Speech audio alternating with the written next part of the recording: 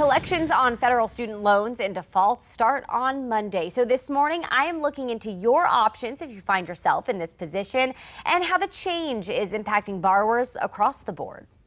This was Sarah Smith's view. Her daughter snuggled on her lap as she did schoolwork. I worked 2 jobs and school full-time, kids full-time. Their dad was deployed last year. It was really tough, but when you're determined, you push through.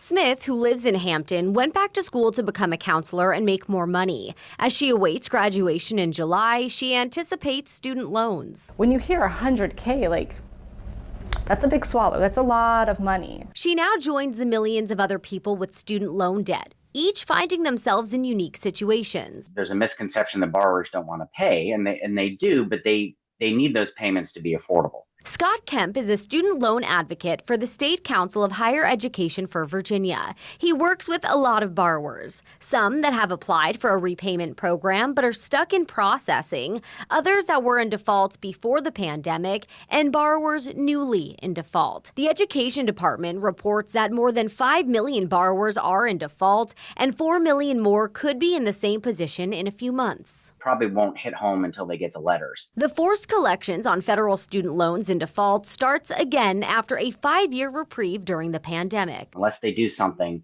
they're going to go back into collections, and they're going to go back to Treasury offset, which can include taking tax refunds, garnishing their wages, garnishing Social Security. So what can you do now? The Department of Education says you have 3 options: repayment, rehabilitation, or consolidation.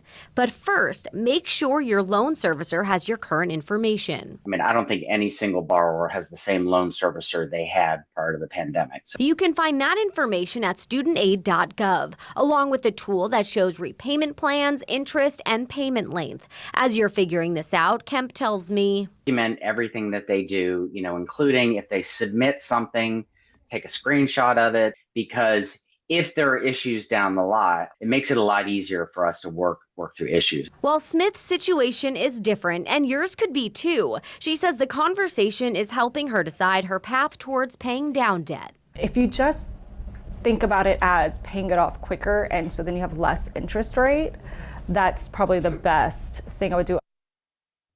But it's so personal. You need to figure out what's right for you in your stage of life and your finances. But folks, this is really just the tip of the iceberg of this conversation on WTKR.com. I'll have more details on how this could impact your future finances, your credit, and the difference between default and forbearance.